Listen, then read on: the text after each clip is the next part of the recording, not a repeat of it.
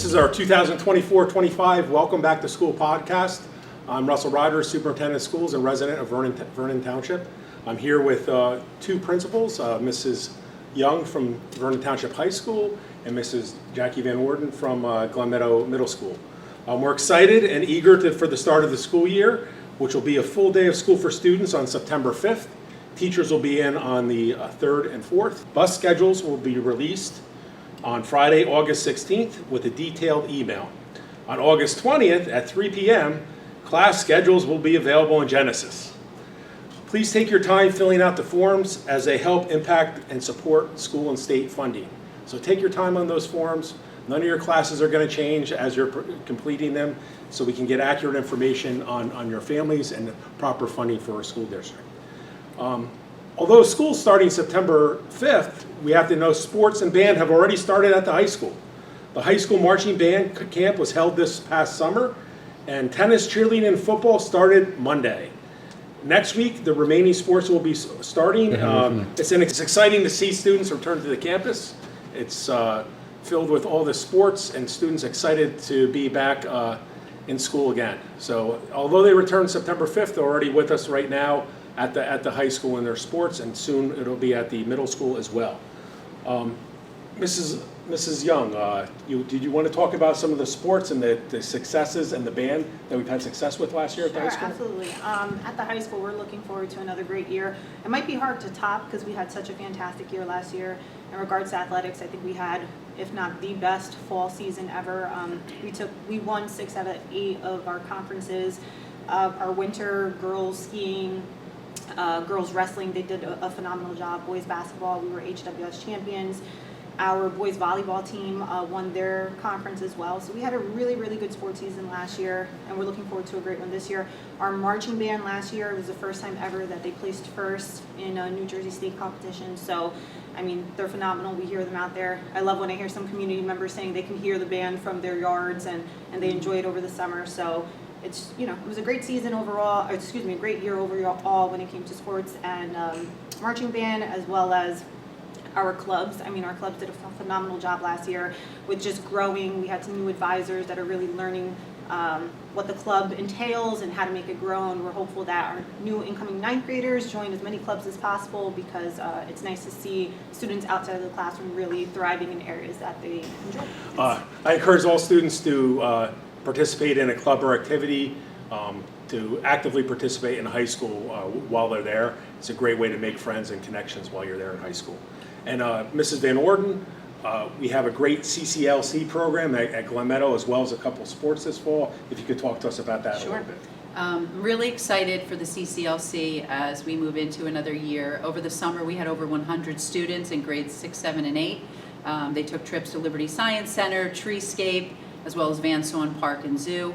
Last year we met our quota. As a matter of fact, we surpassed our quota with number of students attending. The goal is always 135. I think we were near 150 students who routinely attended CCLC. We have a phenomenal staff. They work with our students academically. They physical fitness activities, culinary, STEM, performing, visual arts, you name it, esports. And it's a phenomenal program that is free to all of our middle school families, grades 6, 7, and 8, meets every day after school from 3 to 6 p.m. Furthermore, field hockey, cross country, almost underway once school starts. I know Coach Gonzalez and Coach Galante are excited to get started working with the student athletes in field hockey and as well as cross country. I want to have a shout out to our custodial and maintenance staff for all their work this summer. Removing all the furniture from the classroom, polishing all the floors, repairing all the repairs that need to be done. Also here in Walnut Ridge, we've switched sides. The preschool has switched sides with the board office. That allows our preschool expansion and more possible classrooms for the future. Within the upcoming days, we will be submitting our preschool expansion aid application. Hopefully there's more updates to follow this September about the possibilities for preschool expansion here in Vernon Township School District.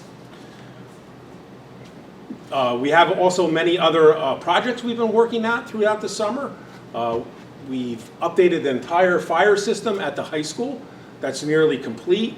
And if you look at some of the things you can visually see, we have a new parking lot at Glen Meadow and a new parking lot toward the sports fields at the high school I could have Mrs. Young probably talk about the paving up at the high school. The striping will occur next week, the week of the 20th, at the schools. Oh, well, I have to say they did a fantastic job, and I'm really happy. I mean, I think as a Vernon resident, I take pride in just coming to the high school, and I know everybody who comes to the high school always says, wow, you have beautiful grounds, and having the ability to kind of keep up with that and bring back the aesthetic of what Vernon really does look like and how beautiful it can be. So I'm just happy about that. We have a lot of visitors come. We host a big track meet every school year, and so now having people come to our field, and we're working on the tennis courts now, so hopefully we see a nice improvement on that. And just, you know, I know it's an aesthetic piece, but it also makes you feel good when it looks good, and I think it makes our players feel inspired to work even harder in an environment that just aesthetically pleasing. So. We're excited for a lot of the sports at the high school this year under the lights. I know we're going to have an Army football drop this year, and we have Music on the Mountain competition, and all the sports get to participate in a game under the lights as well at the high school. But also, the biggest improvement was we repaved the entire Glen Meadow parking lot for our phys ed classes as well. I'm really excited about that. So yeah, it not only does it look amazing, it just the safety aspect of it, knowing that it is a phenomenal job done by the company that came in and paved. We were able to add in a couple of extra 4-square courts, so I know that the students are going to be thrilled about that. And it really is it's a beautiful surface to drive in on and have our students play on, whether that's recess, phys ed, after school CCLC. Our students will certainly make good use of that space, so we're excited about that. And our main focus next year will be on academics. We're very excited that we've had several meetings this summer with our reintroduced teaching interventionists and instructional coaches to ensure educational support for our teachers. Again, we've met with various administrators, teachers, and these staff members to help support those needs. Our 11th grade NJGPA scores were reported at the last board meeting. Our math was up 1%, and our ELA scores were up 15% from the previous year. We're also excited about our AP scores with an increase of an extra 20 students taking the AP exam this past year, and more than 41 students than previous years with scores of 4s and 5s this past year. So kudos to our AP teachers. You'll have more updates on the presentation that we'll make to the board in the future about our AP. The Board of Education has had both ad hoc attendance and ad hoc cell phone committee meetings this summer to help address absenteeism during the school year and talk to administrators about the use of cell phones, that impact they have on education and learning, to focus on academic success. Those are two other areas that we need to focus on. I believe both of you were at different meetings, but we had an attendance ad hoc and a cell phone meeting. If you could talk about the attendance ad hoc and what the discussions you've had with the Board of Education and community members. Sure. No, it was a very successful, positive meeting. We all came with the one goal of getting our students to come to school, remain in school, which in turn results in higher academic achievement scores.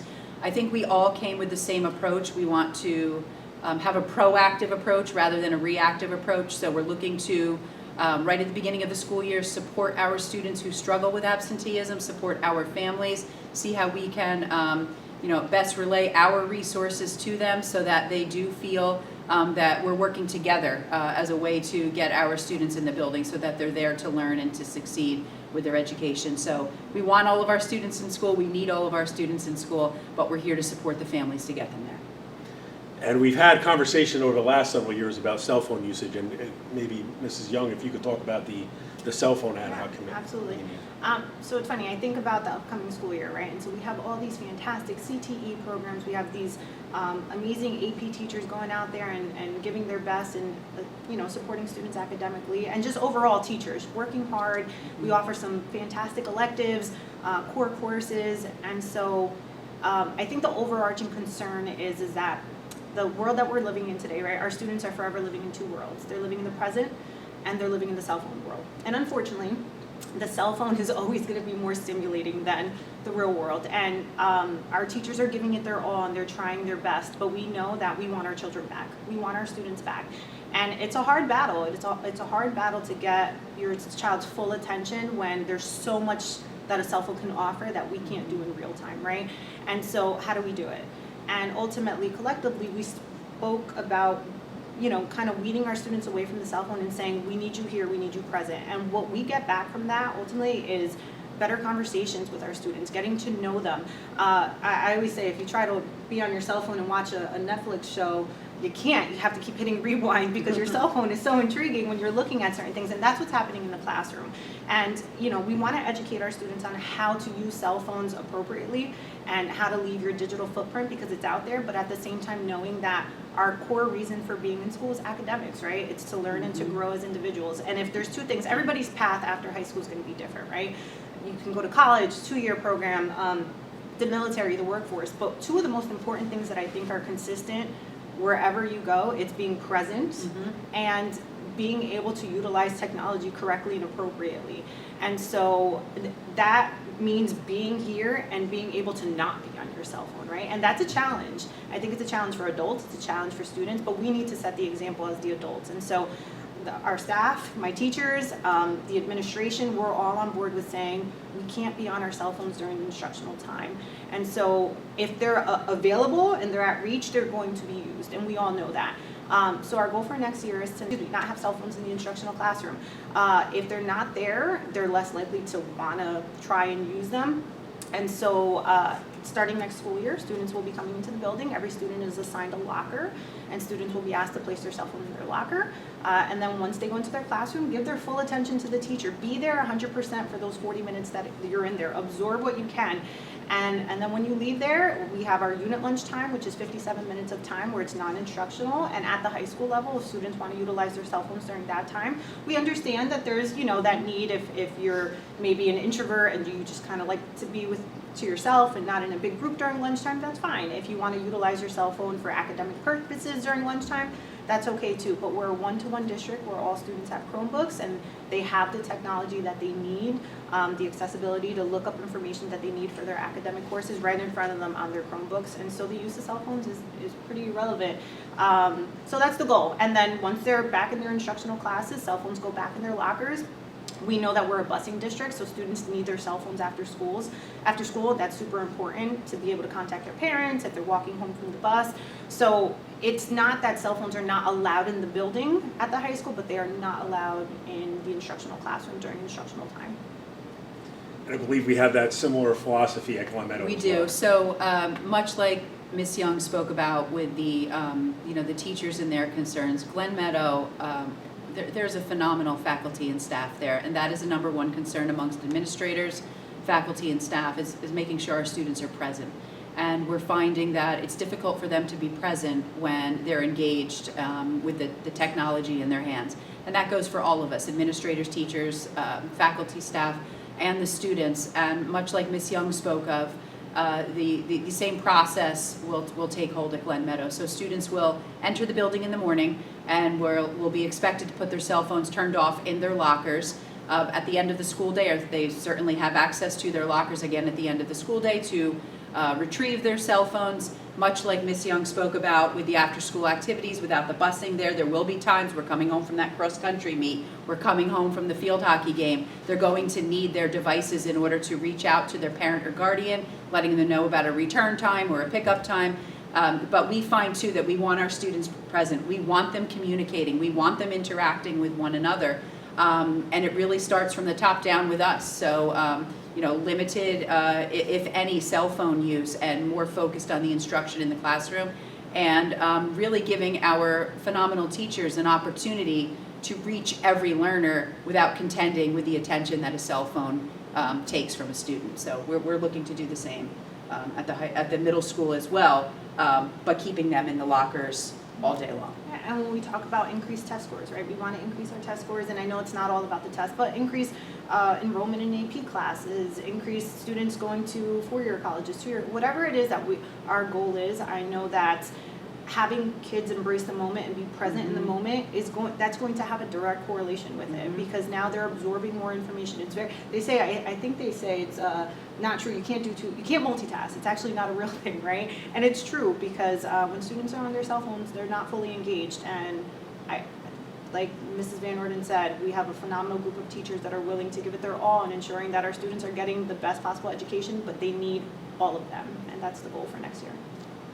And that was one of my old-time sayings was, I can't teach them if they're not there.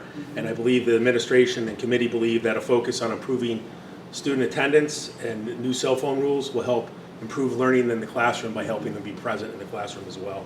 We'll also give a cell phones in Vernon Township School District presentation at the next Board of Education meeting. The principals be here with me, as well as Mr. Mark Citro, the principal of Lounsbury Hollow. One of the things I keep saying, we're committed in creating a safe, healthy, and optimal learning environment for all students, and look forward to a positive and enthusiastic start to the 2024-25 school year. We look forward to seeing everyone soon, and enjoy the rest of your summer. We'll see you in the start of September.